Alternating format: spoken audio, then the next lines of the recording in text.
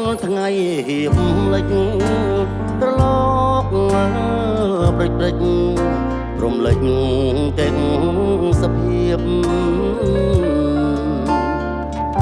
ច័ន្ទចង់ប្រវេនថ្ងៃសែនទន្ទាប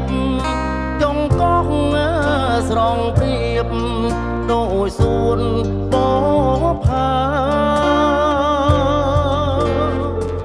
បោះសែនមនោរម្យដែលខ្ញុំអាឡ័យ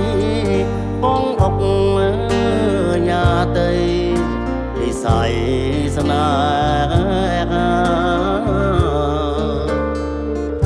កោះអើយកោះអ្នកស្រងលែនណាថាមិនចាក់ចំកាត្រយ៉ាងណា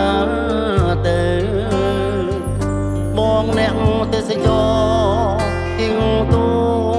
ដល់ឆ្លងមិននឹកស្មានផងថាបងជួបបើបោះអុកញ៉ាទៅមុនថ្ងៃ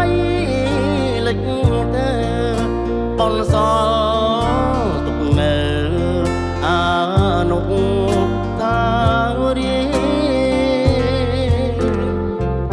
មកដល់ភ្នំពេញទុនទិញនឹកកោះបងនឹក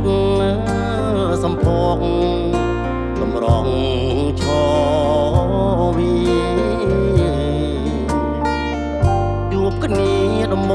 ងបេងដូងទាំងពីរមិនបានដល់ទីបំផុតនៃស្នេ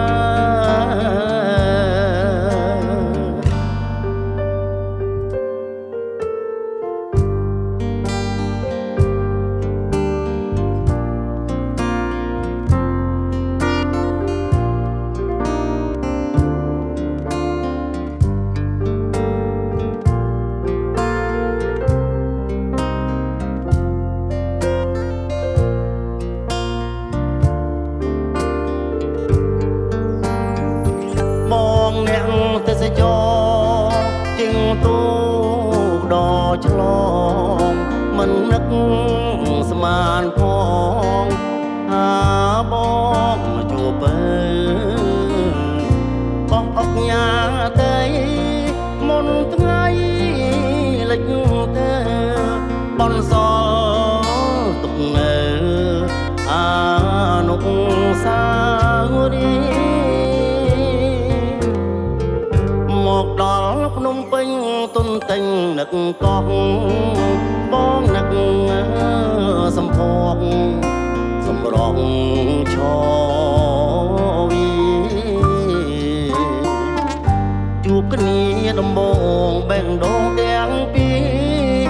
មិនបានដល់ទីបំផុតនៃស្នេហ៍